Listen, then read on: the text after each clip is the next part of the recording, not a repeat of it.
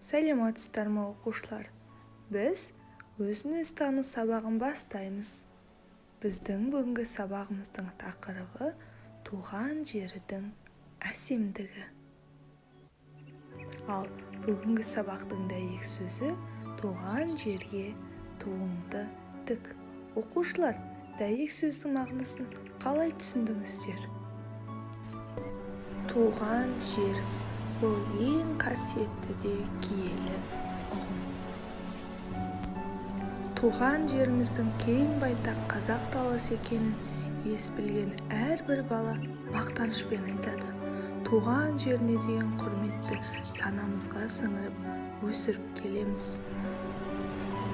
Біздің отанымыздың асқар ала таулары мен айдын шалқар көлдерін, жайқалған жасыл орманы мен кең жайлауын аяулы анамыздай ардақтап, шексіз сүюіміз керек. Туған жерімізді талай ақын жырға қосып, талай суретші қаламына бейнелеген. Бұл жарыққа аяқ басып туған жер.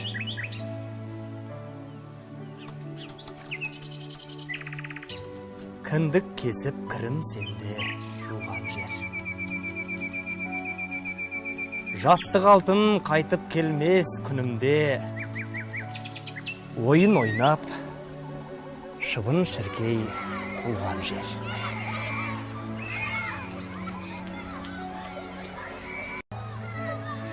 Жаратылдым, топырағыңнан сен түбім. Жалғаны жоқ, бәрі сеннен жан тәнім. Сеннен басқа жерде маған қараңғы,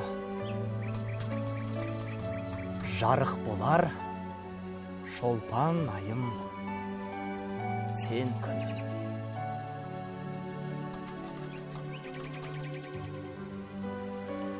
Тәтті суың дәм аузымнан еш кетпес.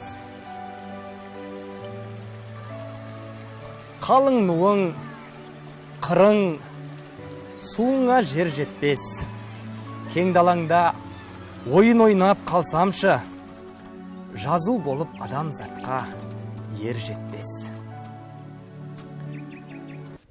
Міне оқушылар, туған жердің ғажабын тілмен жеткізу мүмкін емес.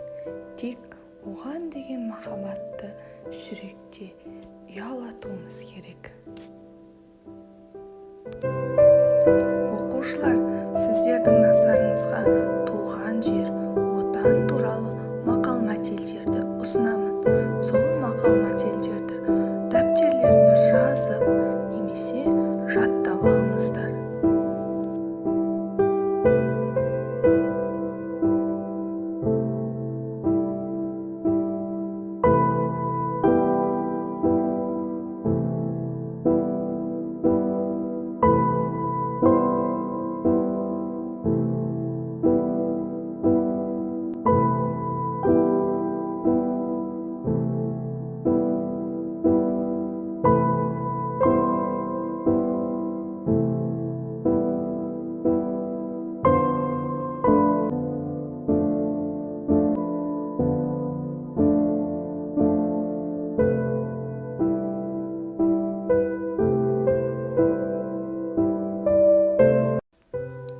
Оқушылар, киелі мекен Маңғыстау тақырыбында эссе, өлең немесе сурет саламыз.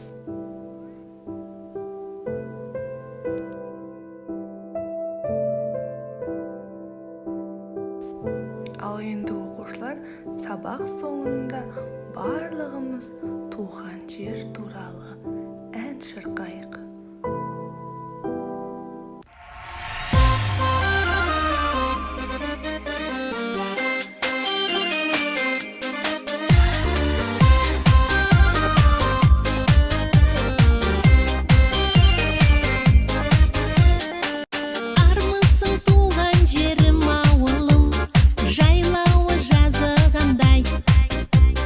Құшақ жайып қарсалар бауырым, жайдары